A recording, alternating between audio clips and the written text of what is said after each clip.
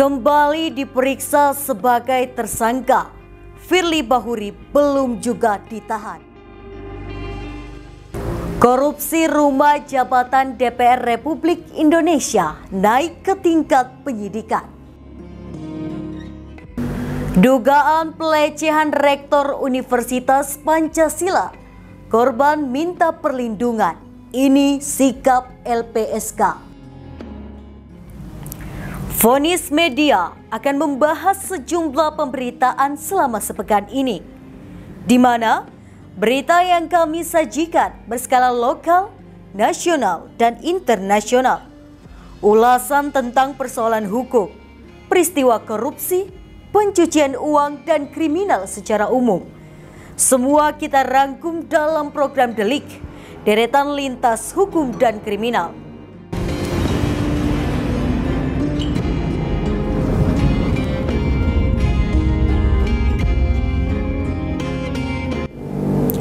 Mantan Ketua KPK Firly Bahuri kembali akan diperiksa Polda Metro Jaya terkait kasus pemerasan terhadap mantan Menteri Pertanian Syahrul Yassin Limpo.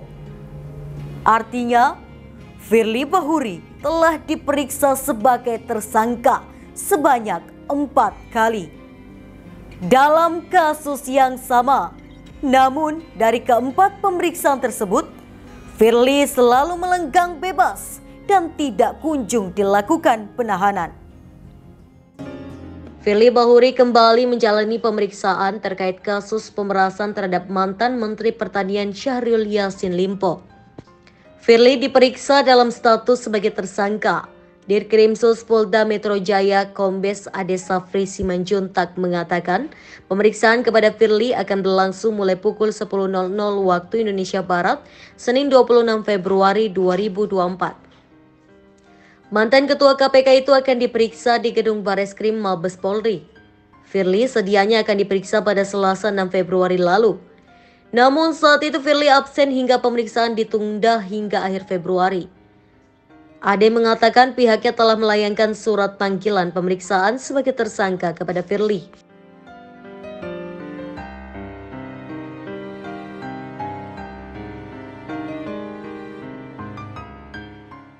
Pemeriksaan ini merupakan kali kelima Firly diperiksa sebagai tersangka. Secara keseluruhan, Firly telah menjalani 6 pemeriksaan di mana 2 saat masih berstatus sebagai saksi dan 4 ketika sudah menjadi tersangka. 4 pemeriksaan Firly sebagai tersangka terjadi pada Jumat 1 Desember 2023, Rabu 6 Desember 2023, Rabu 27 Desember 2023, dan terakhir Jumat 19 Januari 2024. Dari keempat pemeriksaan tersangka itu, Firly selalu melenggang bebas dan tidak kunjung dilakukan penahanan. Pemeriksaan kepada Firly ini juga di tengah berkas perkara kasus tersebut yang masih bolak-balik di Kejaksaan Tinggi DKI Jakarta. Berkas perkara Firly pertama kali dilimpahkan ke jaksa pada Jumat 15 Desember 2023. Berkas itu lalu dikembalikan jaksa kepada penyidik pada Jumat 29 Desember 2023.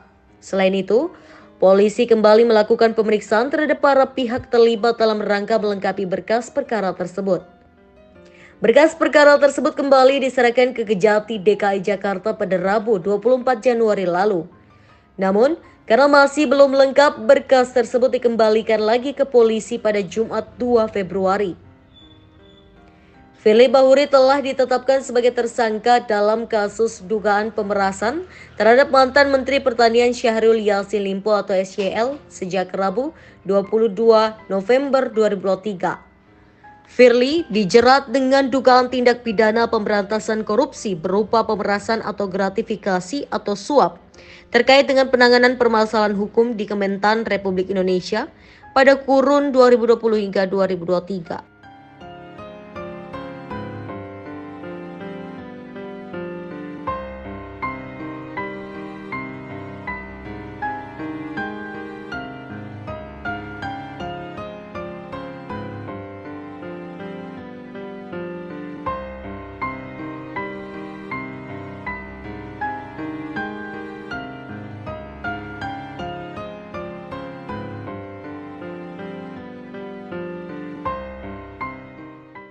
dengan permintaan penyidik ya. Oke, kita ikuti aja lanjut ya. Terima kasih ya.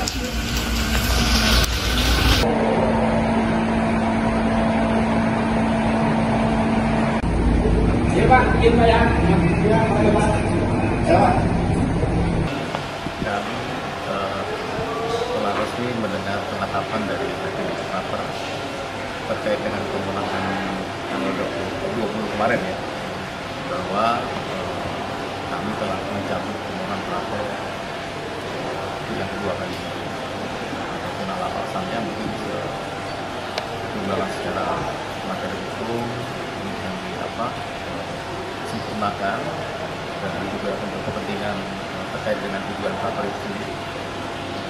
Jadi bisa kami sampaikan. Jadi pertimbangannya memang penyempurnaan berdasarkan salah satunya, tapi itu juga yang paling penting adalah dengan diajukannya permohonan Rapper itu kan tujuannya supaya dapat secara sempurna dan dikabulkan. Karena kami ada beberapa hal yang memang masih kurang sehingga kami mencari permohonan Rapper. itu kan salah satu alasan bang, alasan lainnya apa nih? Ya alasan lain ya untuk kepentingan klien itu aja, nggak ada yang lain. Ini berarti permintaan langsung dari Pak Firly juga? Ya salah satunya itu. Berarti ke depan ada kemungkinan buat ngajuin Rapper lagi? Belum tahu. Jadi kami akan tentukan bersama-sama beliau dan tim hukumnya. Ada yang lain. Ada peluang tidak mengajukan itu? Ada peluang tidak maunya, ada peluang juga mengajukan. Seperti itu, ya. Tapi berarti poin yang akan diperbaiki kan? Ya tidak bisa kan. Contohnya yang merasa belum sempurna misalnya. Ya ada beberapa lah materi. Nanti bisa disampaikan pada saat kalau seandainya kami mengajukan kembali. Fakta-fakta penyidikan. Maka pada hari Rabu, hari ini, tanggal 22 November 2023, sekira pukul 19.00, bertempat di ruang gelar perkara di Treskrimsus Polda Metro Jaya, telah dilaksanakan gelar perkara dengan hasil ditemukannya bukti yang cukup untuk menetapkan saudara FB selaku Ketua KPK RI sebagai tersangka dalam perkara dugaan tindak pidana korupsi berupa pemerasan atau penerimaan gratifikasi atau penerimaan hadiah atau janji oleh pegawai negeri atau penyelenggara negara yang berhubungan dengan jabatannya terkait penanganan permasalahan hukum di Kementerian Pertanian Republik Indonesia pada kurun waktu tahun 2020 sampai dengan tahun 2023. Komisi Pemberantasan Korupsi mencium ada dugaan korupsi yang terjadi dalam kasus proyek pembuatan rumah jabatan DPR Republik Indonesia. Kabaks Pemberitaan KPK Ali Fikri mengatakan kasus itu telah dilalui serangkaian proses penyidikan hingga gelar perkara. Hasilnya, pimpinan KPK menetapkan kasus tersebut naik ke penyidikan. Apa benar Pak, Sekjen DPR RI sudah ditetapkan sebagai tersangka? Lalu apakah surat perintah penyidikannya sudah terbit? Mengenai korupsi di Kesekjenan DPR RI, sebenarnya sudah pernah disampaikan ini, Mas Jamal? Belum? Ini sudah kami sampaikan bahwa betul pimpinan, pejabat struktural di Kedepan Penindakan, termasuk penyelidik dan penuntut itu sudah bersepakat, sudah melalui sebuah gelar perkara disepakati naik pada proses penyidikan, begitu ya, terkait dengan ini dugaan korupsi untuk pengadaan kelengkapan rumah jabatan di DPR RI ya. Nanti saya pastikan dulu kembali ya, saya cek kembali, termasuk untuk yang di Taspen. Untuk yang di Taspen proses penyelidikannya kan sudah kami sampaikan, betul ada laporan masyarakat dan kemudian ditindaklanjuti oleh KPK dalam proses penyelidikan, begitu ya. Kesepakatan untuk naik pada proses penyidikan juga sudah dilakukan. Nanti perkembangan lebih lanjutnya pasti kami akan sampaikan, ya. Oke.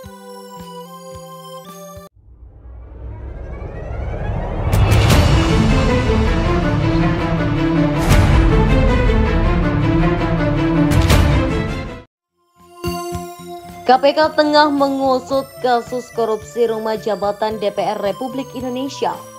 Kasus itu mengakibatkan adanya kerugian keuangan negara. KPK belum memerinci jumlah kerugian negara akibat kasus tersebut. Hasil perhitungan awal korupsi itu mengakibatkan negara merugi miliaran rupiah. KPK sebelumnya mengungkap kasus dugaan korupsi rumah jabatan di DPR RI. Kasus itu kini telah naik ke tingkat penyidikan. Kabaks Pemberitaan KPK Ali Fikri mengatakan, kasus itu telah dilalui serangkaian proses penyelidikan hingga gelar perkara. Hasilnya, pimpinan KPK memutuskan menaikkan kasus itu ke penyidikan. Ini sudah kami sampaikan bahwa betul pimpinan, pejabat struktural di Kedeputan Penindakan, termasuk penyidik dan penuntut itu sudah bersepakat, sudah melalui sebuah gelar perkara disepakati naik pada proses penyidikan, gitu ya, terkait dengan ini dugaan korupsi untuk pengadaan kelengkapan rumah jabatan di DPR RI, ya. Sesuai dengan aturan di KPK, tiap kasus korupsi yang telah naik ke tahap penyidikan berarti sudah ada tersangka yang ditetapkan. Namun KPK saat ini belum membocorkan sosok tersangka dalam kasus tersebut. Nanti saya pastikan dulu kembali ya, saya cek kembali, termasuk untuk yang di Taspen. Untuk yang di Taspen, proses penyelidikannya kan sudah kami sampaikan, betul ada laporan masyarakat dan kemudian ditindaklanjuti oleh KPK dalam proses penyelidikan, begitu ya. Kesepakatan untuk naik pada proses penyidikan juga sudah dilakukan. Nanti perkembangan lebih lanjutnya pasti kami akan sampaikan, ya. Korban pelecehan seksual yang diduga dilakukan oleh Rektor Universitas Pancasila berinisial E dilaporkan ke Mapolda Metro Jaya. Korban pun telah meminta perlindungan kepada Lembaga Perlindungan Saksi dan Korban untuk terus mengusut kasus yang menimpa dirinya. Kasus dugaan pelecehan yang dilakukan Rektor Universitas Pancasila inisial E kepada korban inisial RZ memasuki babak baru. Kasus ini mencuat setelah korban RZ dimutasi dan terkena demosi buntut pengaduannya ke atasan terkait kasus dugaan pelecehan Rektor Universitas Pancasila.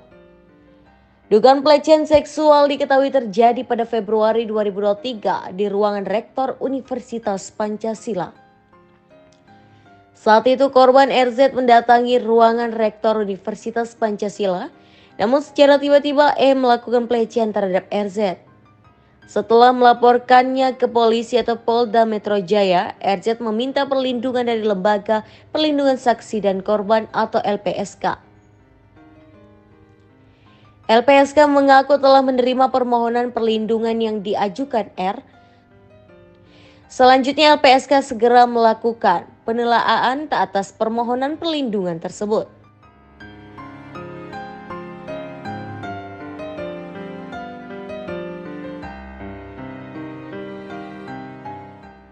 Ada 4 hal yang akan didalami LPSK dalam proses penelaahan pengajuan perlindungan dari korban. Pertama, LPSK akan mendalami dugaan ancaman yang diterima pemohon.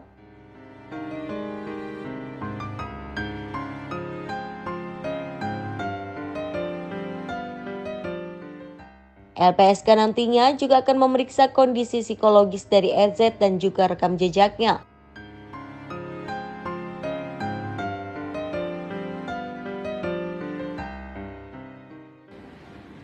Ya, tanggal 21 Februari pengacara datang untuk menyampaikan meminta konsultasi ke LPSK.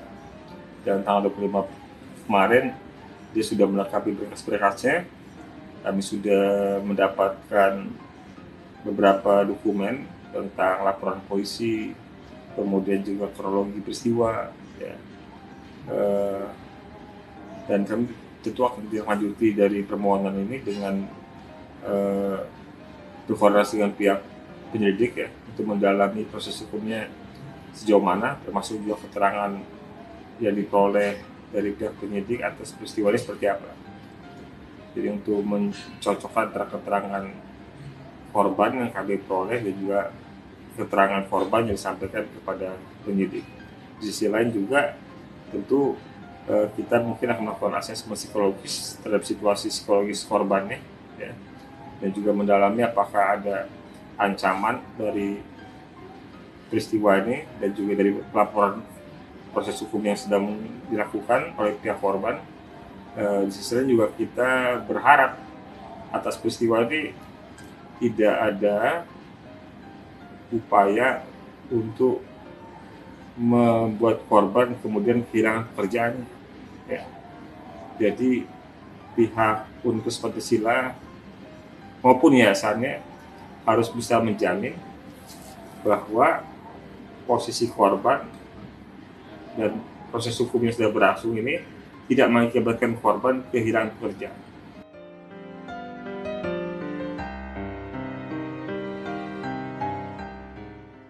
Menurut Edwin, proses penelaaan itu akan berlangsung selama 30 hari. Setelah itu LPSK baru memutuskan menerima atau tidak permohonan perlindungan yang diajukan RZ.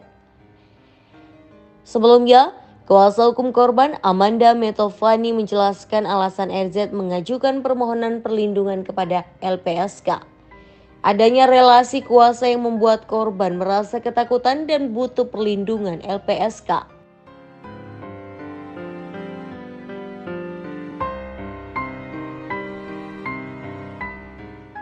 Kejadiannya Januari dan Februari kejadian.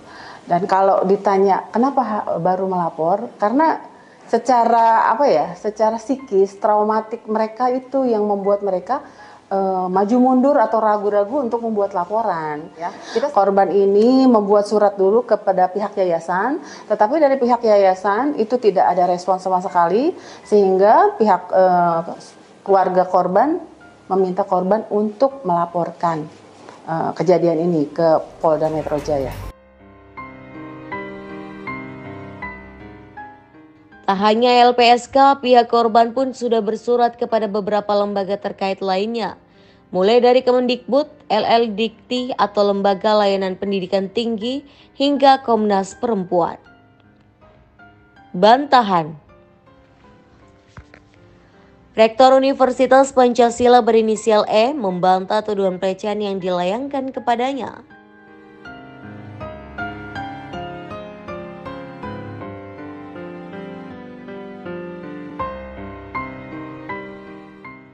Raden menyampaikan setiap orang berhak untuk melapor, namun ia mengingatkan adanya konsekuensi hukum jika laporan tersebut fiktif.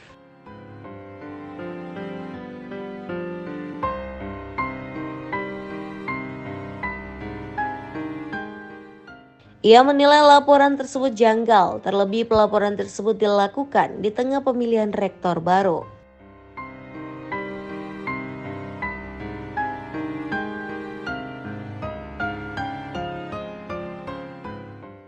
Raden menyampaikan pihaknya menghormati proses hukum yang saat ini berjalan.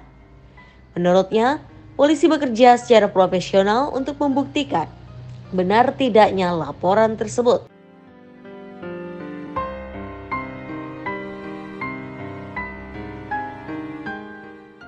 Sudah pernah dilaporkan ke pihak yayasan, tapi tidak direspon atau tidak ada jawabnya selama 1 tahun hingga akhirnya kasus itu berlangsung di kepolisian. Nah, ini tanggapannya seperti apa? Mungkin agak sedikit saya betulkan waktunya ya. Beliau melaporkan ke yayasan memang belum lama, ya. Dan yayasan sudah melakukan beberapa pertemuan-pertemuan untuk menanggapi hal ini.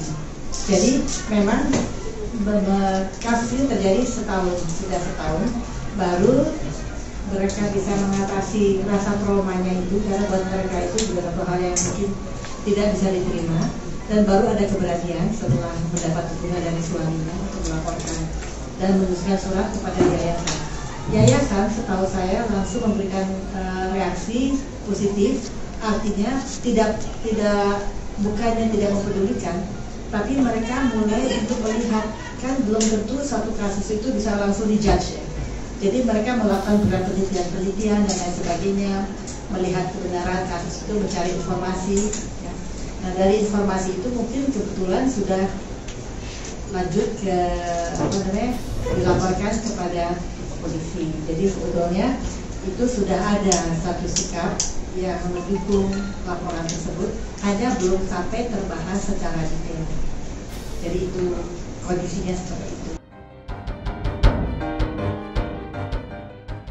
Batal hadiri pemeriksaan. Sementara itu, Rektor Universitas Pancasila berinisial E batal menghadiri pemeriksaan di Mapolda Metro Jaya terkait dugaan kasus pelecehan seksual terhadap staf kampusnya RZ 42 tahun pada Senin 26 Februari 2024 ini.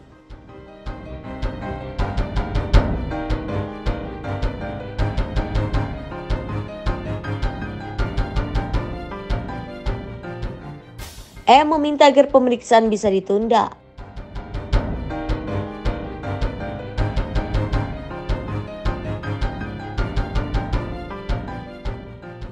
Kabid Humas Polda Metro Jaya Kombes AD Arik Syam Indradi menyatakan polisi telah menerima surat permohonan penundaan pemeriksaan E. Sidik oleh penyidik Subdit Renakta Ditreskrim Polda Metro Jaya. Penyidik hari ini tadi pagi telah menerima surat dari Lembaga Konsultasi dan Bantuan Hukum Fakultas Hukum Universitas Pancasila terkait permohonan penundaan pengambilan keterangan ataupun pemeriksaan. Alasan penundaannya karena di hari yang sama sudah terjadwal ada agenda atau kegiatan lain di kampus. Dan penyidik akan menjadwalkan untuk pengambilan keterangan nanti akan dilakukan pada hari Kamis tanggal 26 Februari 2024. Ya. 29, mohon maaf. Hari Kamis tanggal 29 Februari 2024. Itu update-nya. Ya. Untuk perkembangan penyidikannya masih dalam proses penyelidikan. Dalam sebuah peristiwa yang dilaporkan oleh masyarakat kepada Polri, kemudian yang dilakukan penyidik atau penyelidik adalah melakukan penyelidikan dari peristiwa yang dilaporkan dengan mengambil atau mengumpulkan keterangan dari saksi-saksi. Saksi adalah orang yang mengetahui, mendengar, melihat, atau mengetahui adanya sebuah peristiwa yang dilaporkan. Itu tadi informasi penting dan menarik selama sepekan dalam program Delik, Deretan Lintas Hukum dan Kriminal. Anda bisa mengakses berita lainnya di web kami di vonis.id dan di channel YouTube kami, Vonis Media. Jangan lupa untuk komen, share, like, dan subscribe channel kami. Kami undur diri, sampai jumpa minggu depan.